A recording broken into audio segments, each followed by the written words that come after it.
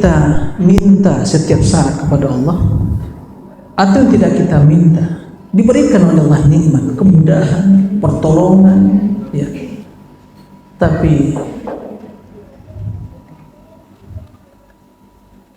seringkali, ya, nikmat tersebut tidak diiringi dengan syukur yang sesungguhnya.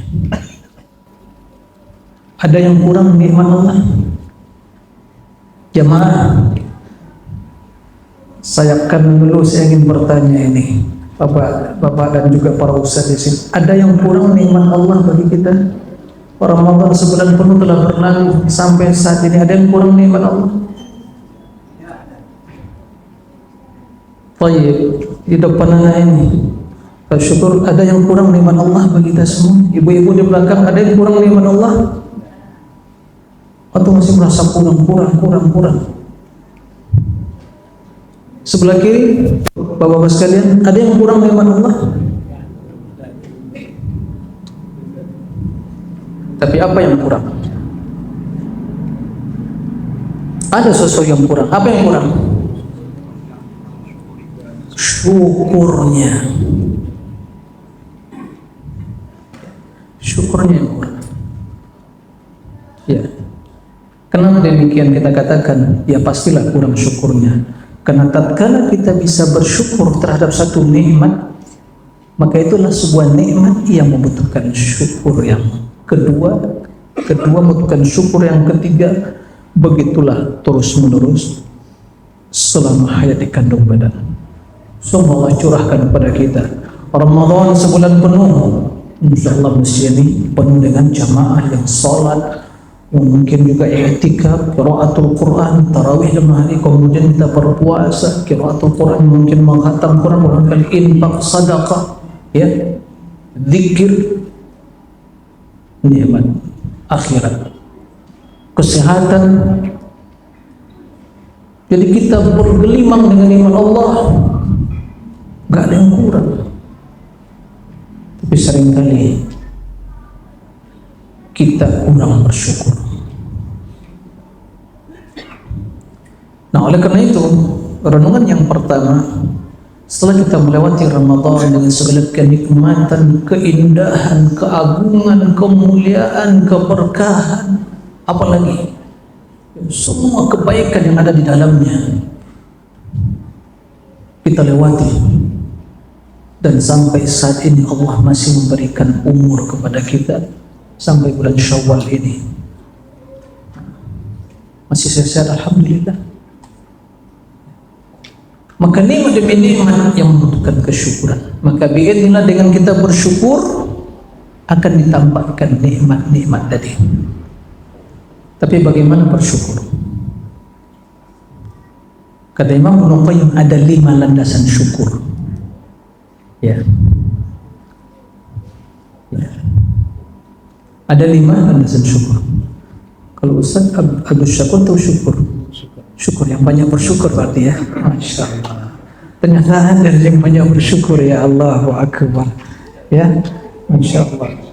Kata Imam Ibnu Qayyim ada 5 landasan syukur. Yang pertama, syukur dengan hati. Bagaimana syukur dengan hati? Meyakini, mengimani bahwa seluruh nikmat itu semata-mata karunia dari Allah yang Maha Kuasa. Kita bisa rukuk, sujud dalam selama Ramadan, bisa berpuasa, nikmat dari siapa? Allah. Ya, maka para sahabat begitu membangun, ya, masjid bersama Rasulullah sembari mengungkapkan untayan syair mereka, la Allah ma sallaina wa la tadaina. Ya, kalau bukan karena Allah kami tidak akan bisa puasa, tidak akan bisa bersedekah, tidak akan bisa salat. Benar apa yang Allah jelaskan tentang ungkapan orang-orang beriman. Tatkala mereka masuk surga, itulah nikmat yang terbesar, di dalamnya akan melihat wajah Allah. Mereka mengatakan, wa ma kunna linahtadiya laula an hadana Allah. Tidak mungkin kita mendapatkan hidayah, hidayah bisa sholat, hidayah bisa berpuasa, hidayah bisa bersedekah, berinfak, itu semua hidayat, ya, hidayah dari Allah Subhanahu wa taala. Itu semata karunia dari Allah. Qala subhanahu wa ma bikum min ni'matin fa min Allah. Wa ma bikum min ni'matin, tidak satupun nikmat yang ada pada diri kalian kecuali dari Allah. Wa in ta'udu ni'matallah la tuhsuha. Jika ingin dihitung, nggak mungkin dihitung. Begitu banyak nikmat lahir batin. Dan nikmat yang terbesar nikmat agama, nikmat keimanan, nikmat tatkala kita bisa beribadah. Itu lebih besar dari nikmat makan, minum, harta. Ya, lebih besar dari nikmat sawit yang berhektar-hektar. Nah, maka kita yakin itu karunia dari Allah. Ini poin yang pertama. Yang kedua, syukur yang kedua dengan lisan. Banyak memuji dan memuja Allah dan mengucapkan alhamdulillah. Ya. Alhamdulillah. Maka Nabi kita yang mulia Allah adalah hamba, abdul yang paling banyak bersyukur dan memuji Allah. Bahkan setiap waktu dan saat beliau selalu mengucapkan alhamdulillah. Begitu bangun tidur, beliau mengajarkan kita untuk memuji Allah. Apa doanya? Alhamdulillah alladzi ahyana ba'da ma amatana ilaihi nusyur. Ya. Siapa yang bisa mengembalikan ruh kita tadi kepada jasad kita? Allah. Ada yang tidak dikembalikan, maka tidak bisa bangun. Maka inna lillahi wa inna ilaihi raji'un. Begitu Rasul ingin memejamkan mata, apa yang beliau ucapkan? Alhamdulillah alladzi at'amana wa saqana wa kafana wa awana wa kam mimman la kafiya lahu. Itu doa sebelum tidur. Ya. Wa kana yahmadullah fi kulli hini. Maka di antara ya makna dan hikmah kenapa beliau namakan Ahmad dan Muhammad. Ahmad ya yang banyak memuji Allah, yang terpuji karena dia orang yang beliau sallallahu alaihi wasallam yang banyak memuji Allah. Ya juga beliau adalah orang yang mulia yang dipuji oleh Allah, sehingga setiap Allah menyebutkan namanya dibandingkan dengan nama Rasulullah SAW. Ya, sehingga syahadatin pun ya beriringan bersamaan dengan syahadat Allah asyhadu an la ilaha illallah asyhadu anna Muhammadar Rasulullah. Nah, persaksian begitu juga. Nah, jamaah sekalian rahimakumullah, dengan lisan. Ini lisan yang harus kita gunakan untuk memuji Allah Subhanahu wa taala. Sehingga dua kalimat yang sangat dicintai oleh Allah, berat dalam timbangan, ringan dalam ucapan, adalah kalimat yang mengandung pujian kepada Allah. Apa kalimat tersebut? Nah, subhanallah wa bihamdi subhanallah azim. Allahu akbar. Di antara 4 kalimat yang sangat dicintai Allah, apa itu? Subhanallah walhamdulillah wa la ilaha illallah wallahu akbar. Ya. Allah cinta kepada orang yang memujinya. Kendati pujian manusia dan hamba itu tidaklah menambah kemuliaan Allah. Ingat Bapak Ibu sekalian rahimakumullah. Ingat ya, pujian Allah tidak, pujian manusia kepada Allah, hamba terhadap nikmat karunia yang diberikan tidak akan menambah kemuliaan Allah, tidak akan menambah keagungan Allah. Allah telah mulia, telah sempurna, telah agung tanpa pujian. Karena sifat sempurna itulah sifat mutlak yang menyertai diri Allah, azali abadi. Nah, lalu kalau itu kenapa kita memuji Allah? Ya karena Allah cinta dipuji. Ya, agar pujian itu kembali manfaatnya pada siapa? Kepada kita. Sehingga di akhirat timbangannya itu berat sekali. Nah, Baik, dengan lisan. Kemudian yang ketiga, bersyukur dengan perbuatan dan amalan. Jadi kita beribadah kepada Allah dengan anggota badan kita, itu adalah bentuk syukur kita yang nyata. Oleh karena itu Allah perintahkan Nabi Daud dan keluarga Daud untuk beramal sebagai bentuk syukur kepada Allah. I'malu ala Daud syukra. I'malu ala Daud, wahai keluarga Daud, beramal sebagai bentuk apa? Syukur, syukur kepada Allah. Jadi kita melaksanakan ibadah, puasa, melaksanakan qiraatul Quran dan berbagai ketaatan bentuk syukur kepada Allah Subhanahu wa taala. Ya, selain itu adalah untuk mengingat Allah, terutama salat. Aqimis sholata li dzikri, dirikanlah salat dalam rangka mengingatku, kata Allah, dan itu juga merupakan bentuk kesyukuran nyata dalam perbuatan kita. Maka sebagaimana yang diriwayatkan oleh Aisyah, beliau langsung meriwayatkan, menceritakan kepada kita bagaimana kondisi Nabi dalam beribadah dalam qiyamul lailnya. InsyaAllah banyak para ustaz telah menyampaikan hadis tersebut. Jadi beliau, Aisyah radhiyallahu anha, mendapatkan kedua kaki Nabi SAW bengkak. Kenapa bengkak? Karena begitu lamanya beliau berdiri, begitu panjang bacaan sholat di malam hari. Ya, sampai kata Aisyah, jangan ditanya bagaimana panjangnya, bagaimana kualitas ibadahnya, udah gak bisa diungkapkan. Nah, tapi alasannya kenapa Nabi SAW memperpanjang sholat malamnya sampai bengkak kedua kaki beliau?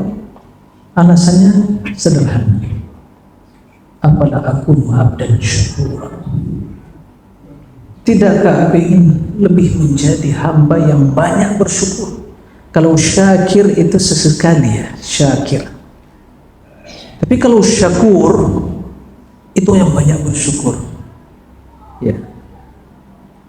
Apalah aku abdan syukur. Jadi Rasul membuktikan kesyukuran dalam bentuk amalan.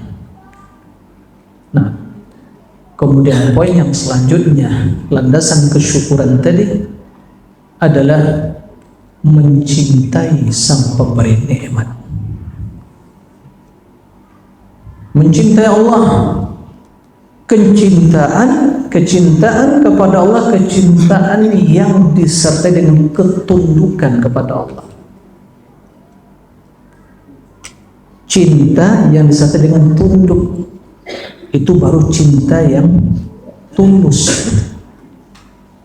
Nah, karena semua nikmat lahir batin datang dari Allah, maka pastilah Allah sang pemberi nikmat ya dicintai oleh hamba-hambanya yang beriman.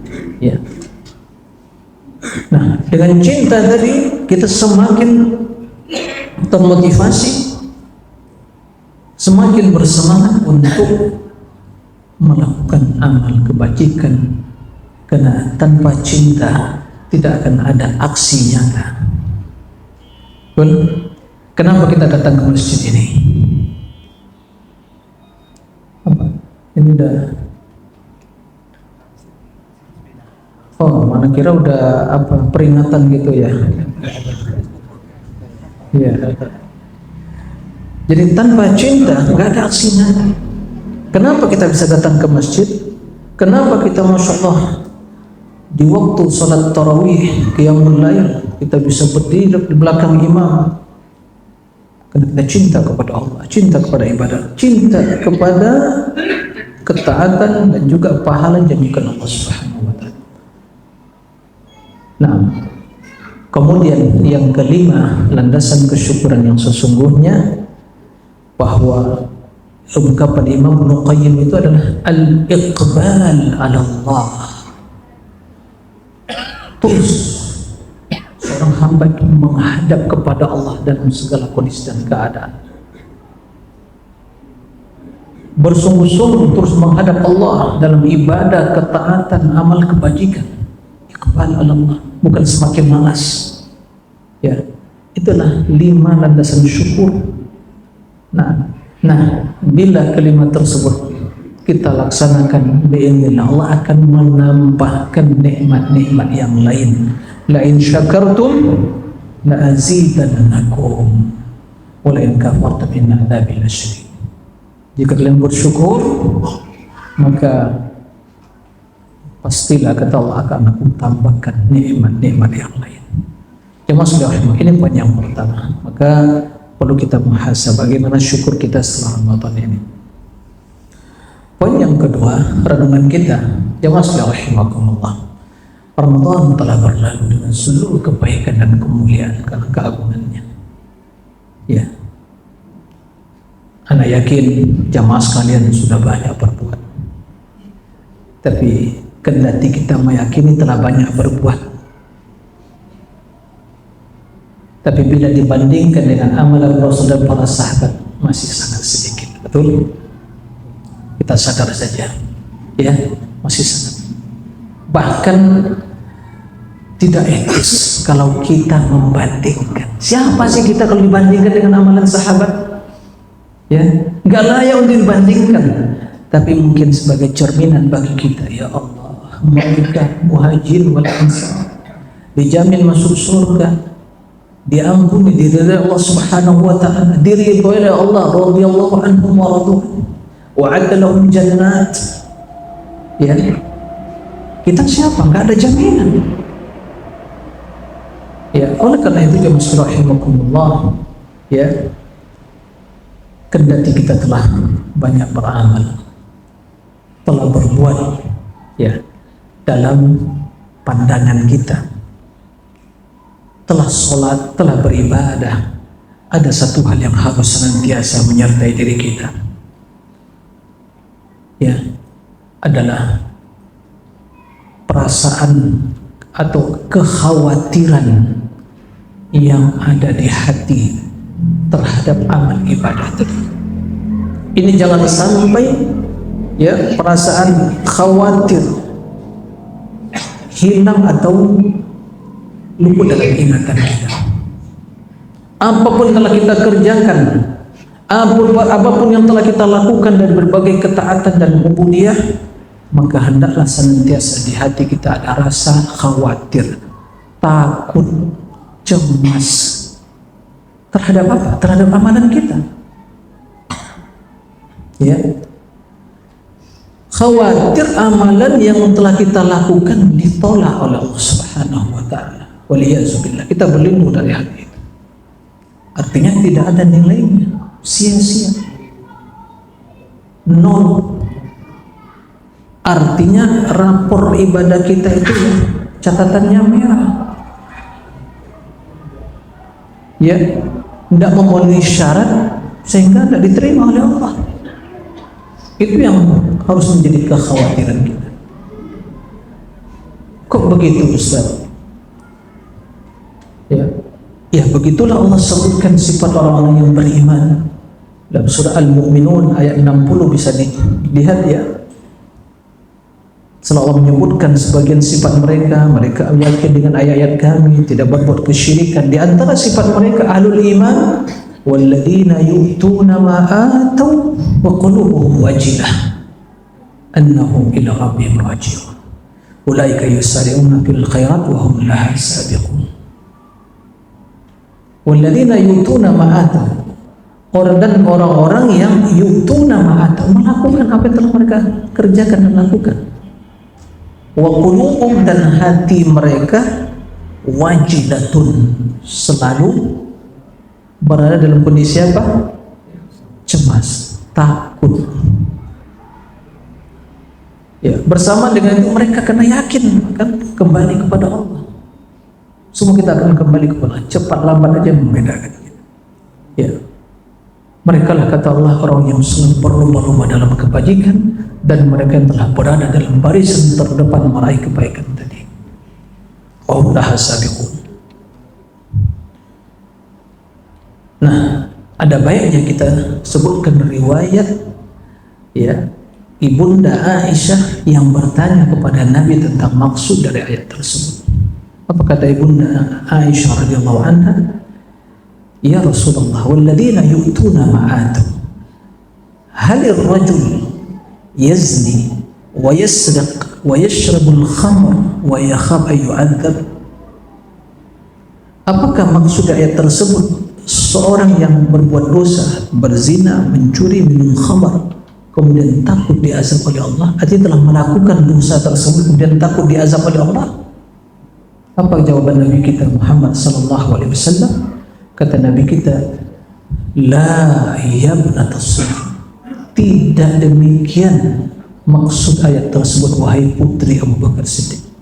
Bukan itu yang dimaksud oleh Allah. Bukan maksudnya orang yang berbuat dosa kemudian takut diazab. Bukan itu maksud dari ayat yang dibacakan tadi. Kemudian Rasul melanjutkan, lakinna rajul alladhi yusalli wa yasum wa yatasaddaq wa yakhafu an la yutaqabbala minhu. Akan tapi seseorang yang berbuat melakukan amal ibadah ketaatan, dia yang mendirikan sholat, yang telah berpuasa, yang telah bersedekah, akan tapi dia takut ibadah tersebut ditolak oleh Allah Subhanahu wa ta'ala.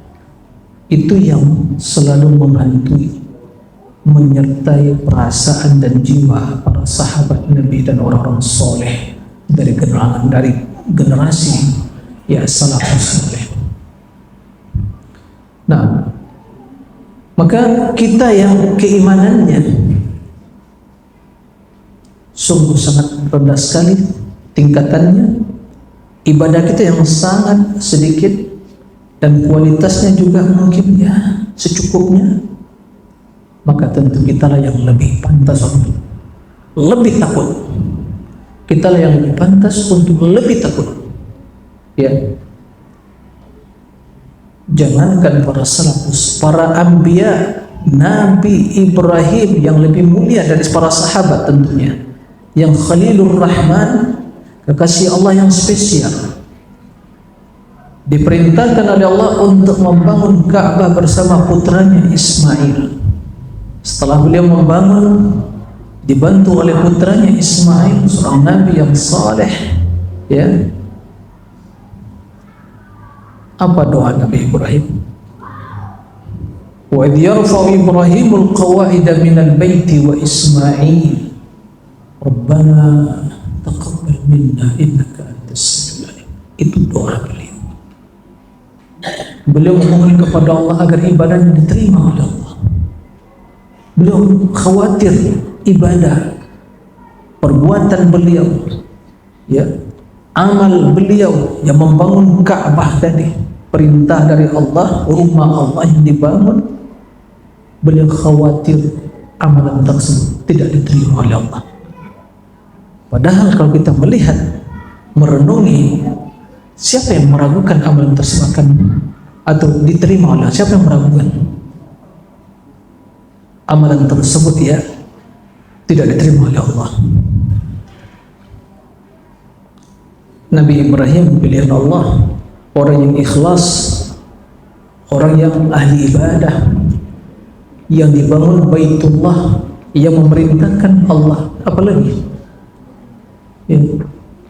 Tapi beliau tetap berdoa, Rabbana taqabbal minna. Ini menunjukkan kepada kita bahwa yang terpenting dari ibadah kita adalah al-qabul, bukan sekadar melakukan. Ya, maka salah seorang ulama salaf tatkala membaca ayat tersebut dan membaca firman Allah yang kita sampaikan tadi tentang Nabi Ibrahim, beliau menangis. Ya Allah, menangis sembari mengatakan, ya Khalilur Rahman, tabni baitur Rahman wa tushri ala amalik.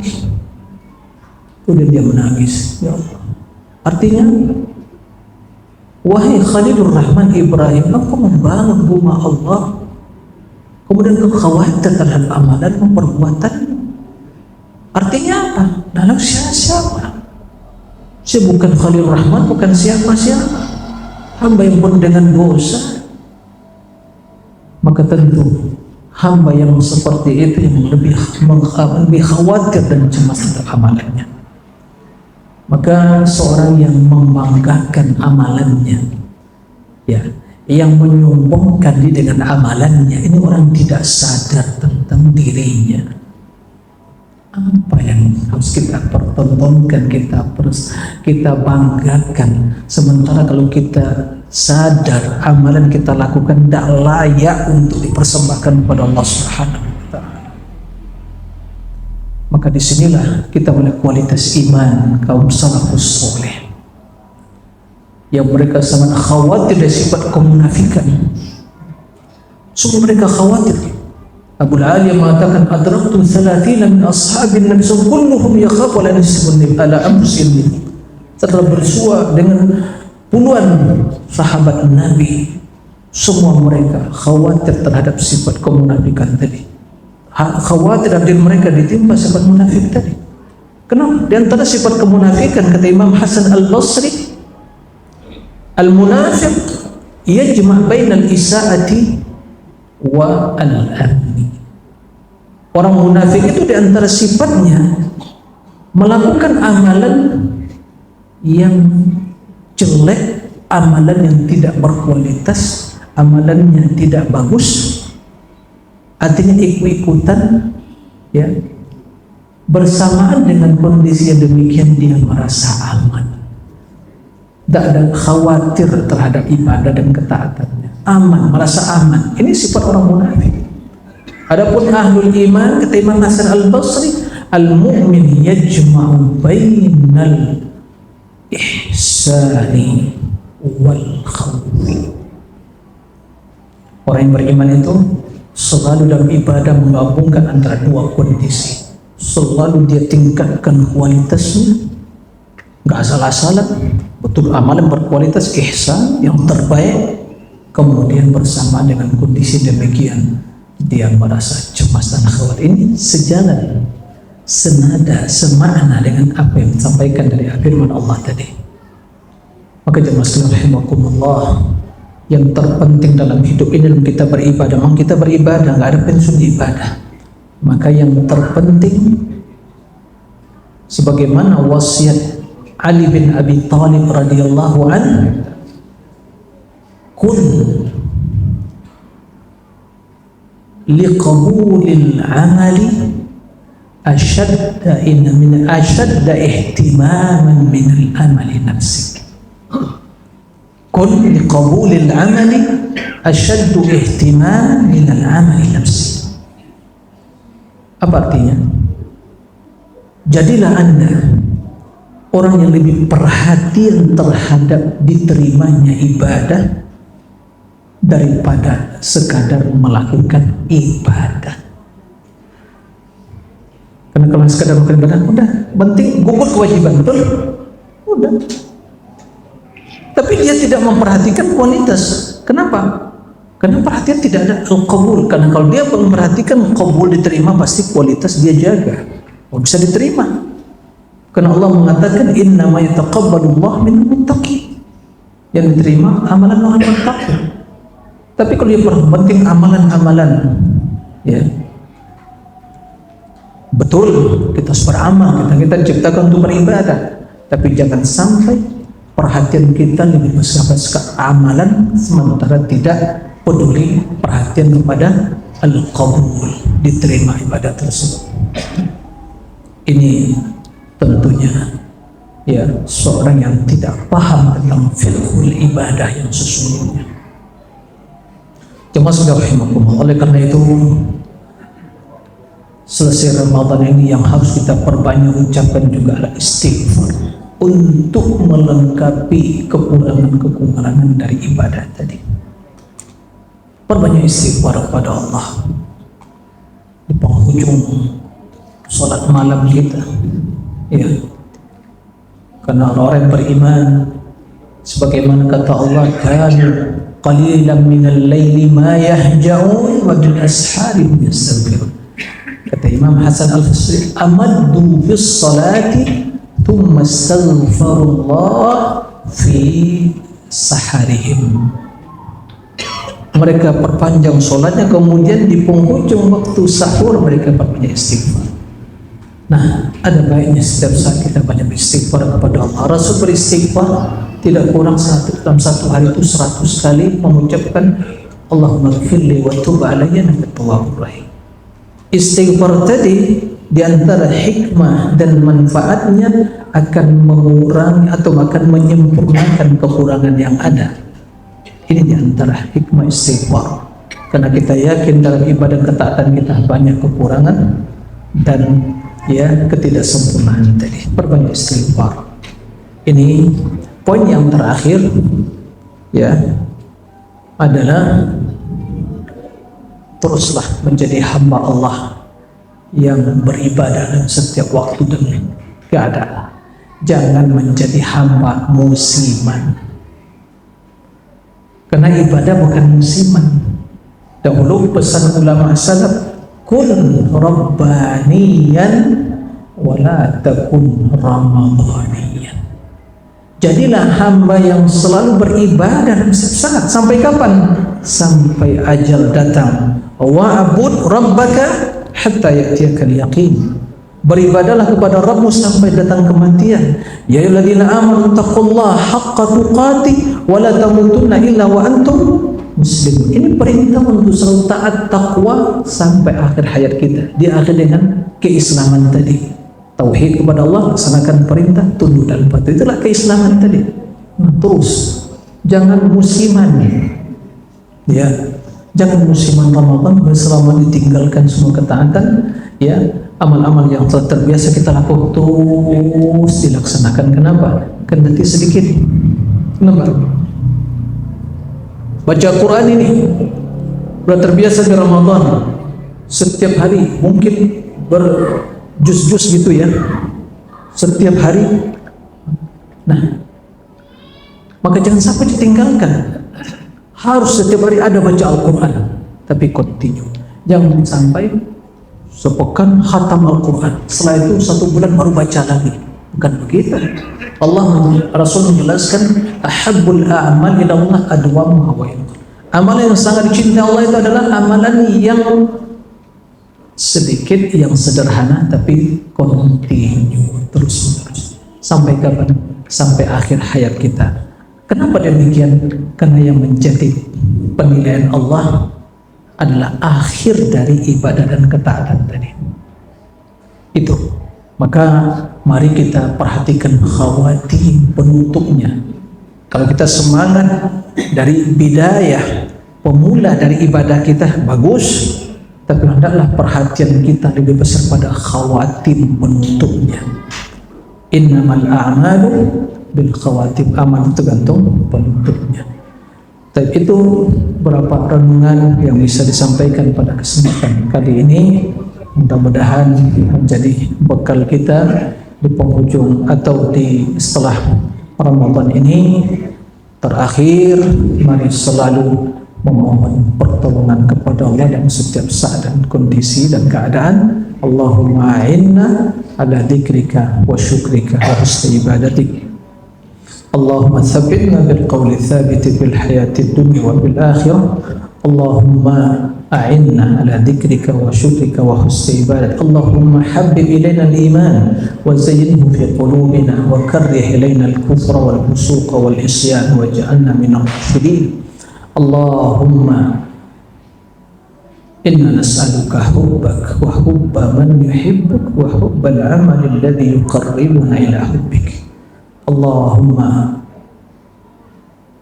ij'al khaira a'malina khawatimaha wa khaira ayyamina yawma nalqa. Allahumma thabbitna bil qawli thabiti fil hayati dunya wa fil akhirah. Allahumma ya muqallibal qulub thabbit qulubana ala dinik. Allahumma ya musarrifal qulub sarrif qulubana ila ta'atik. Allahumma amin. Wa akhiru da'wana alhamdulillahi rabbil alamin. Wassalamu alaikum warahmatullahi wabarakatuh.